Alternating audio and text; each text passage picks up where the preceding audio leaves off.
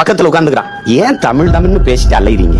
ஏன் பழமையை பேசிக் கொண்டிருக்கிறீங்க? எப்ப பார்த்தாலும் பழம்பெருமையே பேசிக் கொண்டிருக்கிறீங்க. இதை எதற்காக பேசுகிறார்கள்?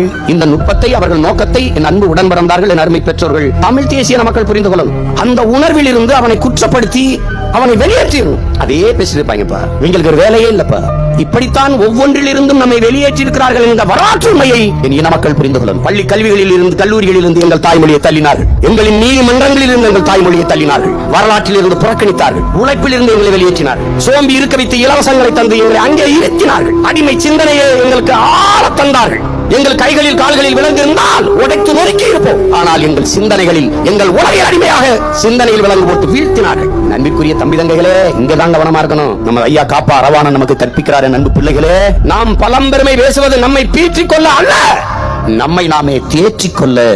கவனிச்சுக்கணும். நீ பெருமை கொள்ளணும்ல. அவன் தாய்மொழியில் பேசிக் கொண்டிருக்கிறான், நான் அந்த மொழிகளின் தாய்மொழியில் பேசிக் கொண்டிருக்கிறேன் என்கிற திமிர் எனக்கு வரணும். உலகம் முழுமைக்கும் பரவி வாழ்ந்தவன், தெற்காசிய பிராந்திய முழுமைக்கும் பரவி வாழ்ந்தவன் நான். இந்திய நிலப்பரப்பு முழுதும் வாழ்ந்த தமிழை தாய்மொழியாக கொண்ட தொல்குடி சமூகமாக நாகர்கள் நாங்கள். இது தெரியாமல் நீ நிமிர மாட்டாய். வரலாற்றை மறந்துவிட்டு எந்த இனமும் எழுச்சி பெறாது என்கிறான் புரட்சியாளர் லெனின். தன்னின வரலாறை அறியாதவன் சுடுகாட்டில் இறந்து கிடக்கிற பிணத்திற்கு சமமானவன் என்கிறான் ஹோ சி மின். வரலாற்றை படிக்காதவன் வரலாற்றை படைக்கவே முடியாது என்கிறார் புரட்சியாளர் அம்பேத்கர்.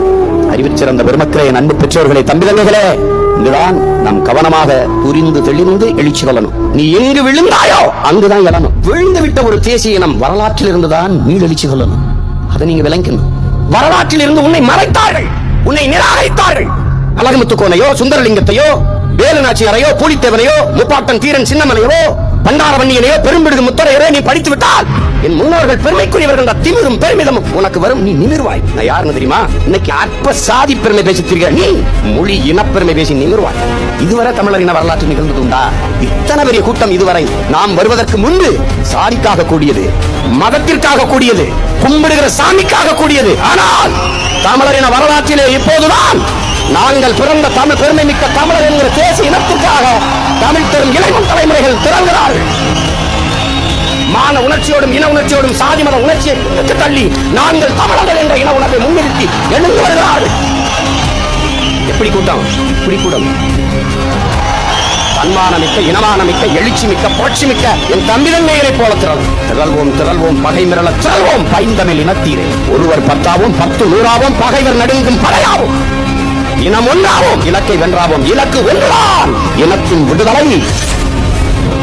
அன்பான தம்பிதங்கைகளின் அருமை சொந்தங்களே, நாம் சாதாரணமானவர்கள், ஆனால் அசாதாரணமான ஒன்றை கனவு காண்பவர்கள்.